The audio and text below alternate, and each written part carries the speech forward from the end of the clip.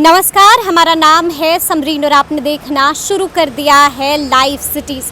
देखिए, BPSC TRE 3.0 का paper leak हो चुका है और आपको मालूम है कि इस बात की पुष्टि ईओयू ने भी कर दी है और अपनी रिपोर्ट में ईओयू ने कई चौंका देने वाले खुलासे भी किए हैं। देखिए, आपको बता दें कि ये मामला अभी ठंडा भी नहीं हुआ था कि बिहार के पूर्व डिप्टी सीएम तेजस्वी यादव ने भी एक बड़ा ट्वीट कर दिया है।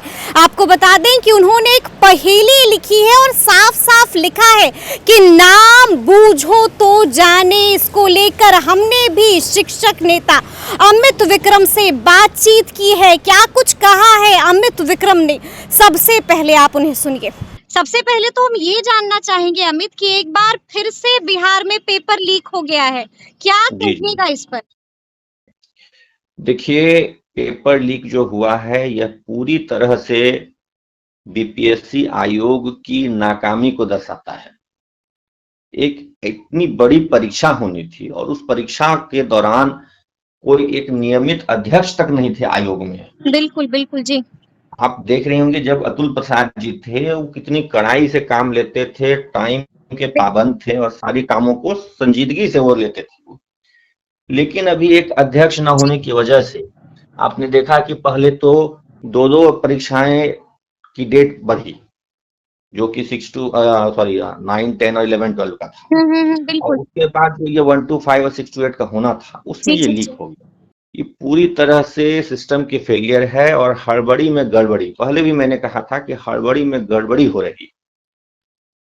एक अध्यक्ष नहीं है नियमित और उस बीच में आप इतनी बड़ी परीक्षा आयोजित करवा रहे हैं, तो गड़बड़ी तो होना तय है। इससे क्या होता है कि निचले स्तर के जो पदाधिकारी हैं, कर्मी हैं, उनका मन बढ़ा हुआ रहता है, अनियमितता होने की संभावना होती है क्योंकि कोई कड़ा प्रशासक नहीं होगा विभाग में, आयोग में, तो इस तरह की बातें तो होंगी ही। तो मैं इसको पूरी तरीके से इसको सिस्टमैटिक फेलियर बता रहा हूं और ये कहीं ना कहीं एक नियमित अध्यक्ष नहीं होने के कारण हुआ। ये भुगतना पड़ रहा है। जी जी, बिल्कुल कि बिल्कुल। मतलब आप ये कह रहे हैं कि बिहार पर एक बार फिर से ये जो कलंक लगा है उसकी वजह यही है? बिल्कुल, देखिए ये बिहार के माथे पे बहुत बड़ा कलंक है। पिछली बार भी आपने देखा था कि बीपीएससी सीएसई का जब मतलब सिविल सर्विस एग्जामिनेशन का पेपर था, उसके बाद से अध्यक्ष को बदला गया था, अतुल प्रसाद जी को लाया गया और अतुल प्रसाद जी के टेन्योर में बहुत ही अच्छे ढंग से, चाहे सिविल सर्विस का एग्जामिनेशन हो या अलाइड सर्विसेज का हो या शिक्षक भर्ती की इतनी बड़ी बड़ी तो परीक्षाएं हो, उनको बहुत अच्छे से अंजाम दिया गया।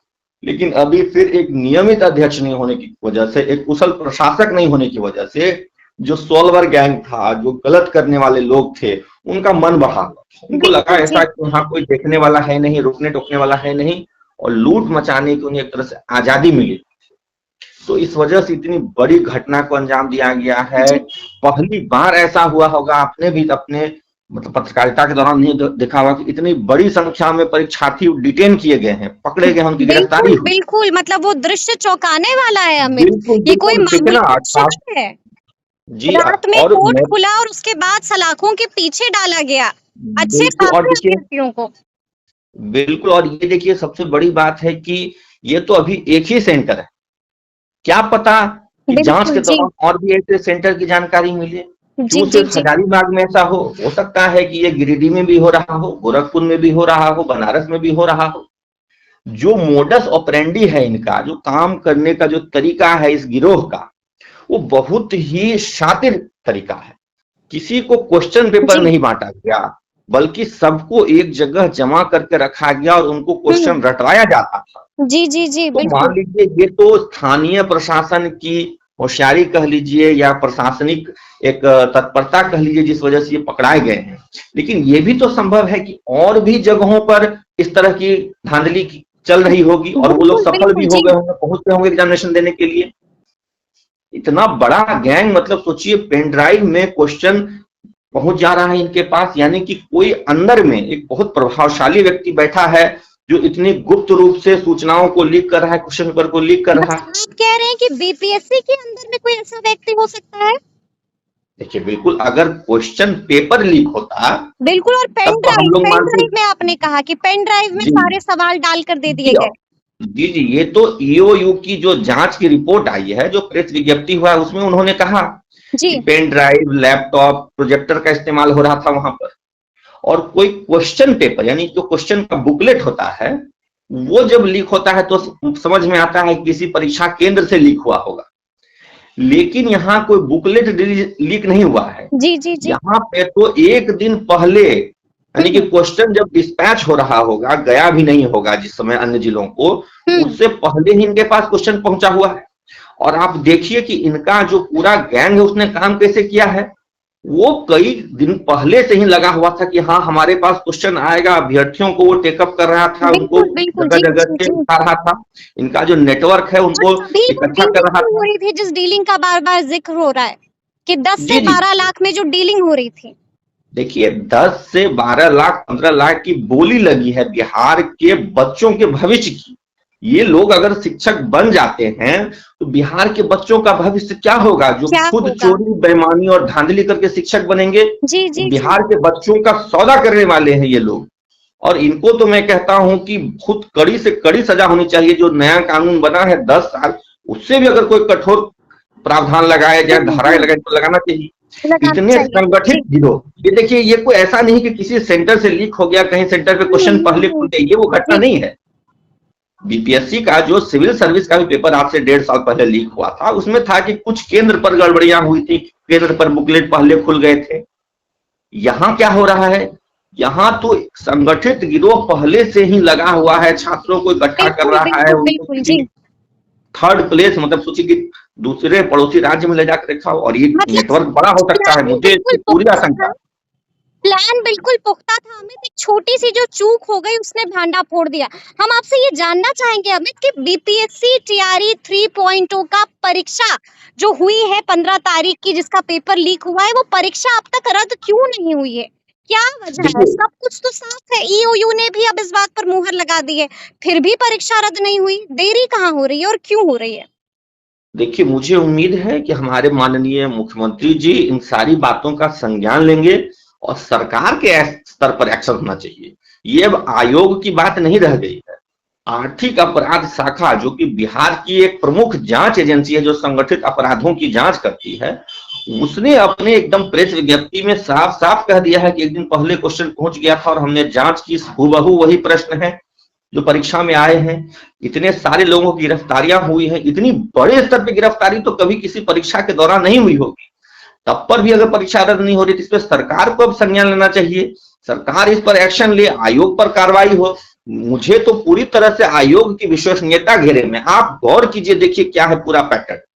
अतुल प्रसाद जी के आने के ठीक पहले सिविल सर्विस का पेपर लीक हुआ, और बिल्कुल अतुल बिल्कुल। प्रसाद जी के जाने के ठीक बाद जी। शिक्षक भर्ती का लीक हो गया। बिल्कुल। और जब पिछली बार BPSC civil service paper leak हुआ तो उसमें ये बातें, जो एक डीएसपी आदित्य थे वो पकड़े गए थे, तो उसमें ये निकल के आ रहा था कि नहीं, पूर्व से भी इस तरह की सेटिंग चल रही थी।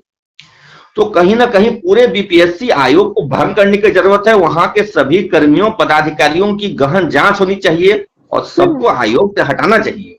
क्योंकि मात्र अतुल प्रसाद जी जितने दिन रहे, ये बीपीएससी में ये जो सॉल्वर गैंग कह लीजिए, चाहे जो भी कहिए इनको, ये संगठित गिरोह चुप था। चुप लेकिन था। जैसे बिल्कुल। ही वो गए, ये फिर से खुराफात में लग गए। और इनके आने से पहले भी ये अतुल प्रसाद जी आए भी थे उसी परिस्थिति में जब सिविल सर्विस का पेपर लीक हो गया। तो ये कोई गैंग है जो जिसकी जड़ें बीपीएससी में बहुत गहरी हैं।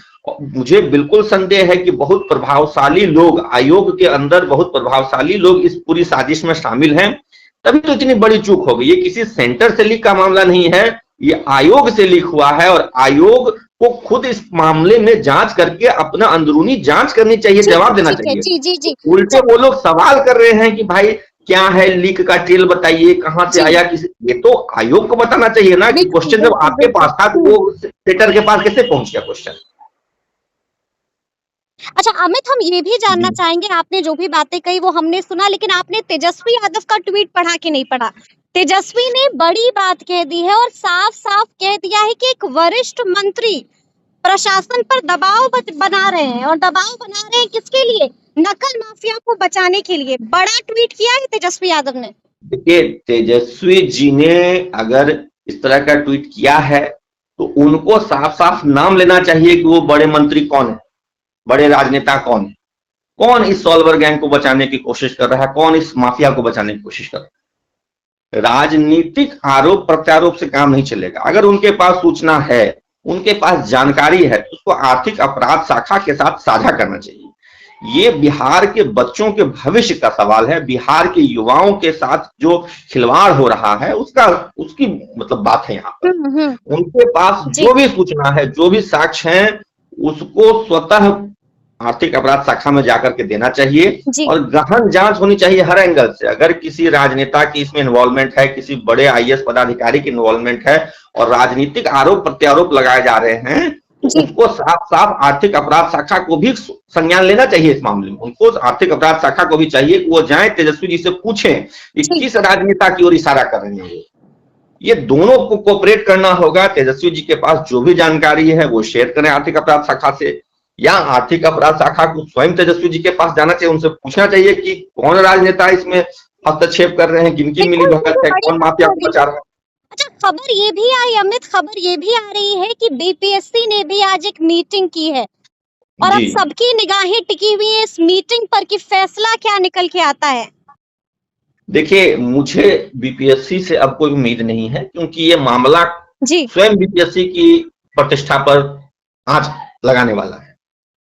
अब इसमें सरकार को एक्टिव होना पड़ेगा, क्योंकि सरकार की इतनी बड़ी जांच एजेंसी ईओयू, जो कि इतने नैयर हसनैन खां इतने ईमानदार पदाधिकारी माने जाते हैं पुलिस प्रशासन में, उनके नेतृत्व में ये पूरा विभाग चल रहा है और उस विभाग ने इतनी बड़ी मतलब कहिए एक जांच की और इतना बड़ा खुलासा किया, इतनी बड़ी संख्या में अभ्यर्थी पकड़ाए, सॉल्वर गैंग के लोग पकड़ाए हैं, महत्वपूर्ण जानकारियां आ रही होंगी, उसमें डेली अपडेट होना चाहिए, डेली पता चलना चाहिए कि आखिर पूछताछ में किनका नाम सामने आ रहा है। जो राजनेता का आरोप लगा रहे हैं तेजस्वी जी, उनके बारे में क्या आ रहा है। पदाधिकारियों की बातें तरह तरह मीडिया हाउसेस से आ रही हैं कि कुछ पदाधिकारियों का इन्वॉल्वमेंट है, वो कौन है। ये सब खुलासे प्रतिदिन होने चाहिए और सरकार को मॉनिटरिंग करनी होगी। नीतीश जी की प्रतिष्ठा दांव पर लगी हुई है कि बार बार बीपीएससी में लीक हो रहा है। इससे पूर्व भी हुआ, सिपाही भर्ती का लीक हुआ 1.5 साल पहले। आपने देखा होगा कि बिहार एसएससी का जो कंबाइंड ग्रेजुएट लेवल एग्जाम था, उसका पेपर लीक हुआ। तो सीरीज ऑफ लीक हो रहा है। पिछले 2 सालों में मात्र केवल जब तक अतुल प्रसाद जी थे तो बीपीएससी में कोई लीक नहीं हुई, लेकिन उस दौरान भी सिपाही भर्ती का लीक हुआ था, उससे पहले बिहार एसएससी का लीक हुआ था। तो ये सिलसिला चल रहा है और माननीय मुख्यमंत्री जी की प्रतिष्ठा दांव पर है। खास करके जब विपक्ष के नेता इस तरह से तेजस्वी जी आरोप लगा रहे हैं, कोई वरिष्ठ मंत्री राजनेता बचा रहे हैं लोगों को, ये बहुत बड़ा मामला है और पूरी सरकार की प्रतिष्ठा दांव पर है। मतलब आप ये कह रहे हैं कि अब जल्द से जल्द मुख्यमंत्री को हस्तक्षेप करना होगा। बिल्कुल, देखिए सीधे तौर पर मुख्यमंत्री जी की प्रतिष्ठा दांव पर है, क्योंकि हम लोग जानते हैं नीतीश जी हमेशा कहते हैं कि न किसी को बचाते हैं न किसी को फंसाते हैं। किसी भी मंत्री पर आरोप इस तरह का लगता है भ्रष्टाचार का, गलत काम करने का, उसको तत्काल जांच करके वो हटाते हैं। पूर्व में भी उन्होंने ऐसा किया है। तो अगर इस तरह का आरोप लग रहा है तो इसकी जांच होनी चाहिए और माननीय मुख्यमंत्री जी को इसमें डायरेक्ट हस्तक्षेप करना चाहिए कि आखिर उनकी प्रतिष्ठा पर इतना बड़ा दाग जो लग रहा है उसको जल्द से जल्द धोया जाए। चुनाव का समय है, बिहार की जनता उनको एक ईमानदार, ठीक है उनकी राजनीतिक प्रतिबद्धता जो इधर उधर हो, लेकिन उनकी ईमानदारी पर कोई प्रश्न खड़े नहीं करते हुए हैं। लेकिन ये जो सीरीज ऑफ पेपर लीक है, इससे कहीं ना कहीं उनकी अपनी प्रतिष्ठा, उनकी ईमानदारी अब दांव पर है। उनको स्वयं आगे आकर के इसको बचाना होगा। चलिए बहुत बहुत शुक्रिया अमित बातचीत के लिए। तो देखिए, अब देखना होगा कि आगे आगे इस मसले पर क्या कुछ होता है। आपने सुना है कि अमित विक्रम ने क्या कुछ बताया है और देखिए आपको भी मालूम है कि छानबीन जारी है। तो अब ये आने वाला वक्त ही बताएगा कि आगे इस मसले पर क्या कुछ होता है। तो ये पूरी बातचीत आपको कैसी लगी है, कमेंट करके हमें ज़रूर बताइएगा। तो इस तरह के तमाम अपडेट्स के लिए ऐसे ही हमारे साथ बने रहिएगा और देखते रहिएगा लाइव सिटीज़। बहुत शुक्रिया।